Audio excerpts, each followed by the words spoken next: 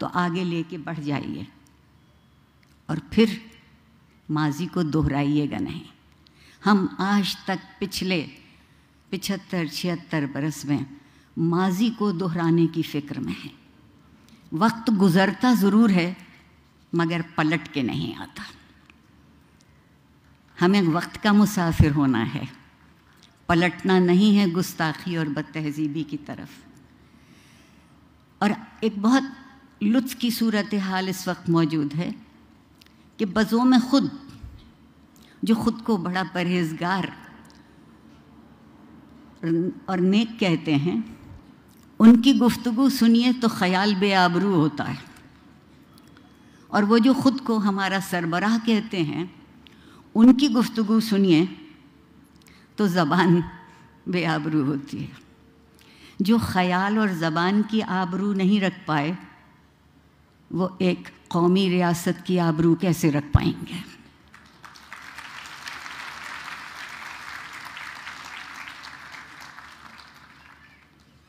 وقت اور زمانے کا فاصلہ نہیں ہوتا۔ فاصلہ اس وقت ہے جب ہم ایک دوسرے کے قریب آ کے درد مند ہونا شروع نہیں کرتے، اور درد مندی کس بات کا نام ہے کہ ہم زندگی کی اور زندہ رہنے والوں کی قدر کر سکیں، احترام کر سکیں۔ ہمارے ہاں احترام کا مطلب یہ ہوا ہے کہ گویا ہم خود نیچے ہو رہے ہیں۔ عاجزی سے بڑی کوئی خوبی نہیں، اور عاجزی سے بڑی کوئی دولت نہیں۔ میں آپ سے، لمس کے طالب علموں سے، اور جو تجربہ میرا یہاں رہا ہے، اس بات کی توقع بہت یقینی طور پر کر سکتی ہوں کہ یہ جو درد مندی کی متاع ہے آپ اس کو تہذیب سے باوضو رکھیں گے۔ بہت ضروری ہے۔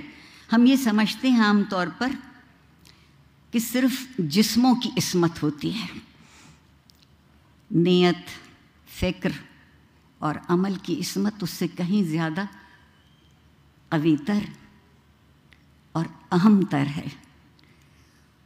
اس لیے کہ جب زندگی بسر کرتے ہیں تو زندگی کی عصمت کا نام اخلاق ہے، اور میرا جی نہیں چاہتا کہ آپ میں سے کوئی بھی بے عصمت، بے اخلاق زندگی گزارے۔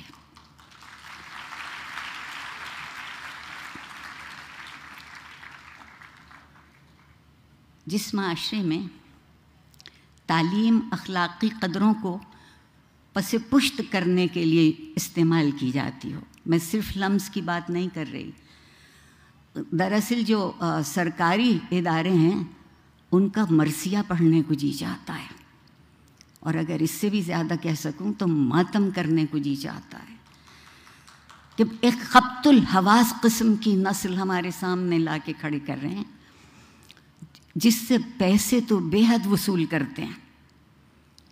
ماں باپ کی زندگیاں ان پیسوں کی خاطر نچوڑی جاتی ہیں، اور اس کے بدلے میں انہیں کیا ملتا ہے؟ تعلیم کا کام یہ ہے، درسگاہ کی خوبی یہ ہے کہ وہ کھلی آنکھوں سے خواب دیکھنا سکھائے۔ جو کھلی آنکھوں سے خواب نہیں دیکھتے، میرے خیال میں ان کو تعبیر بھی کبھی نہیں ملے گی۔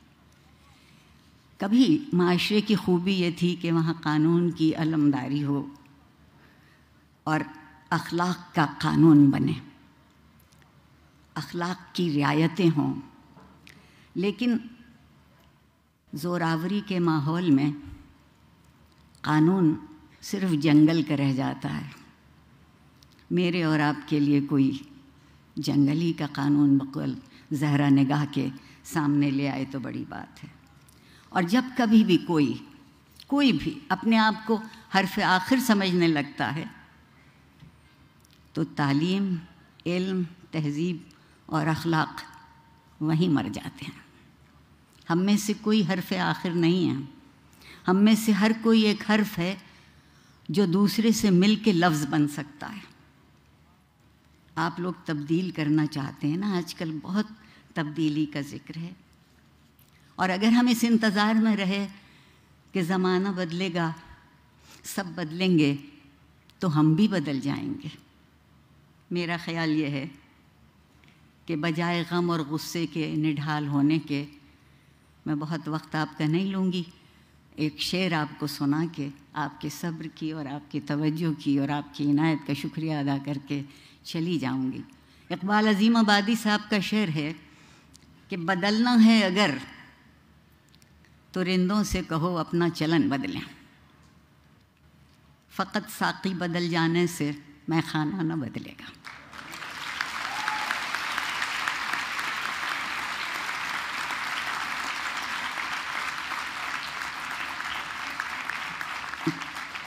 پروردگار آپ سب کو کامیاب اور سرخرو کرے۔